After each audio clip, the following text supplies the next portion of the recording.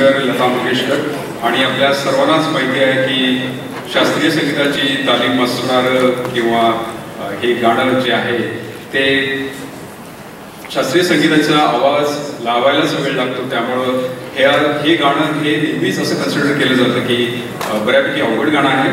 परंतु जयंती आठवले आता कशा गातात ते आपण पाहूया. तुम्हाला काही हे गाणं आपण का निवडलं? माझं श्रीनिवास खळ्यांचं अतिशय आवडतं गाणं आहे. अरे वा.